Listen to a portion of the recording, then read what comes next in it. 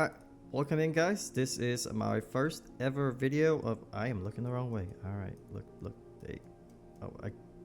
Whatever, it doesn't matter. Alright, this is gonna be our new video series that I'm gonna try to do every week.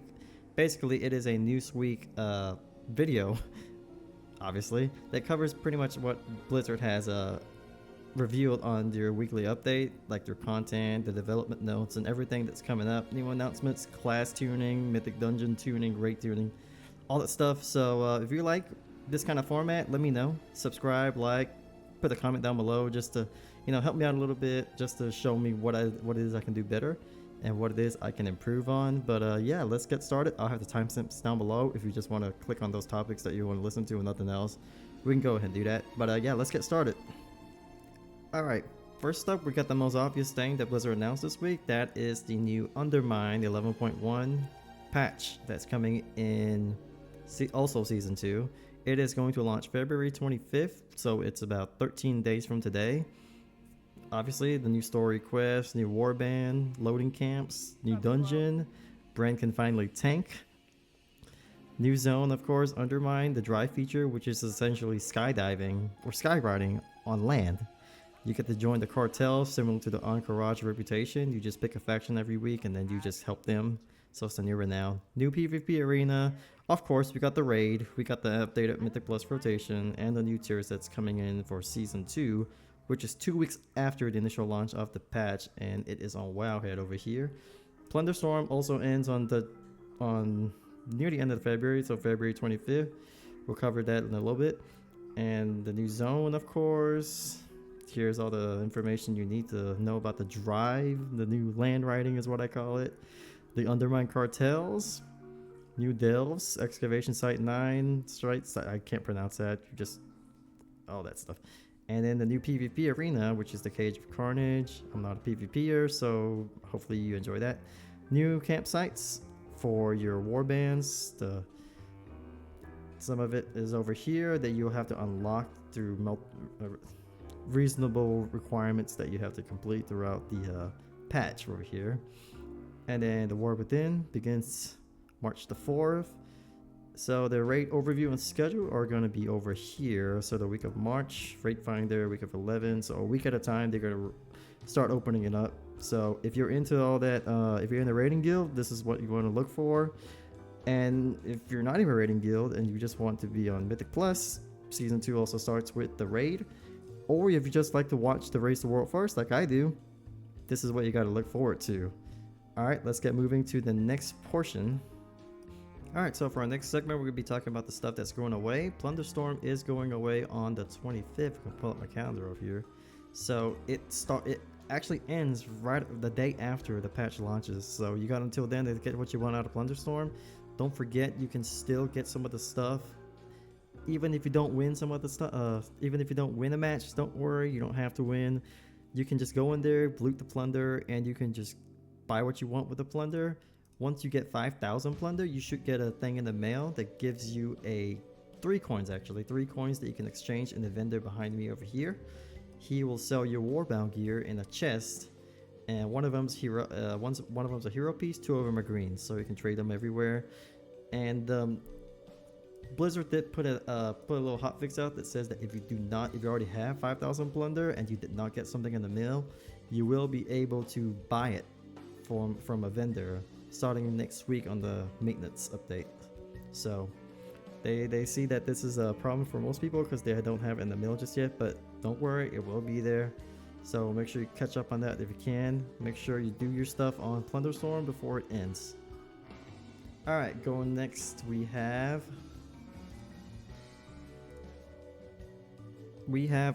other stuff coming up this week also, or it's ongoing this week, where you probably want to do if you want to gear up some of your alts. There is Old World Timewalking, and then there's bonus event Timewalking. So these kind of quests over here that's still on the Turbulent Timeways to get your mount. So Turbulent Timeways is also ending soon, should be end of the month. So if you don't have anything completed on there, you want to go on a single character and do 4 Timewalking dungeons each week until it ends, and then on the 4th week you can get your Buzzbee mount. So if you haven't started yet, this is probably the only time you can do to get started. But remember, you can only do it for 4 weeks on one character, and you can just swap it each time. You're like, next week you can do it on another character, but you can't swap it. So because the buff stays on that character, it doesn't go away.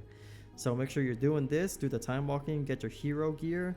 There's also one in Ulduar, like I said, that you have to go into you have to look it up on your group. So over here, you go dungeons, raids, and there's a bunch of groups going out now for Ulduar. You can also skip to the end, kill Yaxaron, get the thing, and then just loot it, and then just turn it in for a hero piece of gear. But you can also complete the time walking quest by just killing 5 bosses in there. So you can do it. You can do it too. But what I would personally do is just kill the last boss. All right, now we are moving on. Okay, so this is the data for last week's Mythic Plus runs. As you can see, we're on week 20, and it looks like it's actually stabilizing because people are aware that, you know, season 1 is coming to an end. I think some people are probably coming back to try to cure some ults to prepare for it, and it does make a little bit of sense if you can see the graph over here. And this is just, you know, if you want to pause the video, just watch it. These are just the data maps from, you know, how many runs people are doing compared to other seasons. And here's the one that people are interested in. What's the hardest dungeon so far during the Mythic Plus run for season 1? So far for last week, it was City of Threads at the lowest. You can see over here, nobody's really doing it. And then for the easiest dungeons for Mist of Turner Scythe and Arakara, these two are prominently the easiest dungeons throughout the entire season, followed by Dawnbreaker. So just some data for you guys to see. Okay, so with season 1 coming to an end in about 2 weeks, here are the rating cutoffs for Mythic Plus if you're still interested in the title. And there's also one for PvP also, but I'm not really too interested in that. Here's the rating cutoff for United States. So this is the NA server. This is the one for the European server over here. This is the one for Korea if you're in that region, and the one for Taiwan. So I expect these to go up steadily until the end of season 1, because this is probably the last time people can actually do it, and they're pushing it really hard. So make sure you get to it if you're interested in the title.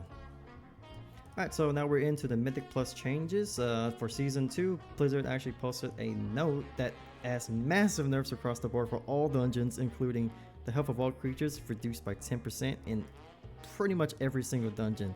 Now, this is a way too long of a list for me to get through completely in such a short amount of time, but I'll go through it really quick. Prior of the Sacred Flame, essentially, first boss has been nerfed by pretty much everything. Some of the mobs got replaced by easier mobs. Updated some ground effects to, you know, better visualization. I'm sorry. Rookery has been nerfed substantially. The first boss is reduced by 12.5% in HP. Third boss also, you know, all these nerfs going on. Cinderbrew Meteor also been nerfed. Now there's a breakpoint for when he changes phases. So for the first boss, so instead of 100 energy, 66%, 33%. Dark Flame Clef, thankfully, has been completely nerfed. So a lot of this stuff is a lot easier, and probably the main thing for this is the minecart event. That has been completely nerfed. Well, not completely, but substantially nerfed to make it easier for people. So the base is bigger, the minecart moves faster, and of course for everything else, a nerf everywhere. So for Mechagon Workshop, nerfs all over the place. As you can see over here, move speed increased by 40% for the first boss, so it moves faster, chases your tanks easier. Bomb Tonk's health reduced by 20%. Cujo, 5 seconds to 3 seconds. That's actually a bit of a buff, but you know. And for Motherload, you can see the time that Motherload timer has been actually reduced, so it's actually harder now. So you have less time for Motherload to complete it. Fortunately for you, the dungeon also got nerfed a little bit, in a way. So crawler mines no longer bug out when they, you know, hit somebody else and explodes. That happened to me a bunch of times when I was testing it. So Theater of Pain. So timer reduced from 38 minutes to 35 minutes, same as Motherload. You have less time to finish the dungeon. However, the dungeon itself was already very forgiving. So with all these nerfs going in, as you can see, the first boss with 3 mini bosses in them got nerfed a little bit. All these, and then Kotarok, which is the last boss, the orbs apparently now move slower, along with all the other stuff. Okay, Operation Floodgate, this is the last one. So Operation Floodgate got nerfed also. Swamp Face, which is the water boss that, you know, roots 2 players together. got nerfed, and then a lot of the trash that was hitting really hard also got nerfed also. So that is the Mythic Plus tuning for some of these dungeons. Overall, just a big plus. Just makes it easier for us to test more of this stuff easier. Not easier, just more efficiently, because everything was just hitting so hard. Alright, now we have the big one, the one that everyone's looking forward to. This is the class tuning for the week of February 11th, 2025. For the PTR, obviously this is not live, and we are going to go over some of this. This is the Blizzard developer notes that was officially posted. Drive, well, I guess they fixed some bugs. Okay, so the first one, I have made a lovely chart over here that you can just look at. What's nerfed, what's buffed. If you just want a too long didn't watch version, that'll show exactly what's there.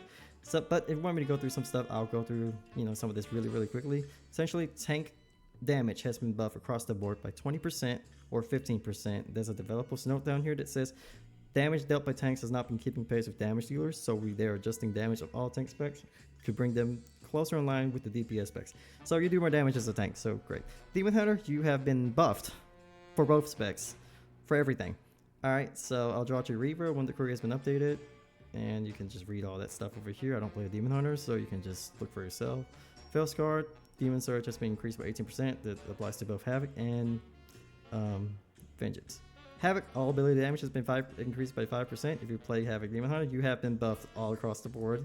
So, big buffs here for Havoc. Very good, very good. Vengeance, again, 20%. You are a big winner for this week. If you play Vengeance, you should be very happy. Druid, I don't know what that means. If you play Druid, good for you. I don't know exactly. You can just read it. Alright, Guardian, tank, damage buff, very good. Resto, no real changes, unfortunately, so we're going to put on neutral or minor change around in this category. Balance also did not get anything new, so it's going to stay neutral. Nothing really changed, so no good, no bad. Augmentation, unfortunately, you got a nerf. Rumbling Earth now deals 30% of upheaval's damage, down from 50. And then they fixed some issues. Tier set got nerfed. So if you play Augmentation, you're not too happy about that. Devastation, you got a big buff down there. Well, big, 4% still big. You got a buff. Hunter, BM and Enhancement both, before I even get to it, they have been nerfed pretty sizably. They were the two overperforming specs, so they had to be brought down a little bit. Unfortunately, you are the loser of this week, so it was inevitable. I'm sorry, it was a little too much. All right, Marksmanship, you do actually got a buff for Marksman. Some of their abilities have been increased, so stack chance increased to 100% for win runner quiver bonus. Bullet hell rapid fire cooldown reduction increased to 0.5 seconds, so that's really good. Aspect for the Hydra, some bug fixes. Aspect for the Hydra buffed a little bit. Survival, single target damage got increased for flanking strike by 30%. Fear of the Eagle increased by 20%, so we got a big buff over here. I say we because I'm a survival main, so I really like that. Fear of the Pack Leader also got buffed for Wildfire Bomb, increased to 5 seconds instead of 2, so that's really good. Mage, Arcane, don't have a change, so it's in the neutral tier. Fire, you actually got some, well, this is really a nothing thing. You actually got a buff, so I don't know if that counts as a buff, but it's something. It's more neutral than anything. Frost, Blizzard, damage got reduced by 10%, so unfortunately, Frost got a nerf down there. Brewmaster, you're a tank, you got a damage buff, 15%, not 20. Good enough, you already do a lot of damage. Mistweaver, oh boy, Mistweaver actually got a nerf. It's the first time in 5,000 years they actually got a nerf. Everything else was a buff since then, so... Well, there you go. Holy, a mana change, so nothing really. Prop Paladin, you are a big winner, along with all the other tanks. Retribution, massive buff for Final Reckoning, which is why I played it in my last video. Nobody pointed out the fact that I did not have Final Verdict on my bars the entire run. Definitely didn't forget that. But anyway, moving on. Herald of the Sun, second sunrise have been updated, so a buff here to Herald of the Sun. And then Sun Avatar damage increased by 50%, so if you're a red paladin, you're pretty happy. Death Priest, no change, just visual change. Elemental, not really any changes either, just some visual updates. Enhancement, yep, everybody already knows about this, so... Enhancement, you are a loser of the week. You have been nerfed quite a bit, so even your tier set got nerfed. Even both your hero talents got nerfed, so it is what it is, I guess. Resto, no changes. Warrior, oh, okay. If you're an Arm or Fury Warrior, you are living it up right now. You are really living this change. massive buffs for arms. Mortal Strike increased by 20%, Overpower increased by 20%, Execute, Slam, all buffs. Even your hero talents got buffs. Both of them did. So, ooh, I might have to try this next. Fury, Whirlwind damage increased by 30%, Onslaught damage increased by 30%, Mountain Thane, Thunder Blast increased by 25%, Strength of the Mountain increased damage by 25%. Well, that was a little bit of a nerf. At least you got something. And then Proud Warriors, of course, you are a tank. You got a big damage buff. And then your hero talent also got a damage buff. Now, have you noticed something that's odd? Where are the Warlocks? Exactly. That is why. I am sorry, Affliction Warlocks. You have been in the mud. You are now in the Shadow Realm. Unfortunately for Affliction Warlocks, they have been kind of abandoned. So, anyway, we'll see what Blizzard does with the specs 2 weeks from now. We still got a bit of ways to go. So, hopefully they get some I don't know, like anything at all, really. Just some feedback from Blizzard as to why this is happening to them or why they're getting radio silence. If you're an Affliction Warlock or any kind of Warlock main, that's you right now. That's what you look like. So, yeah.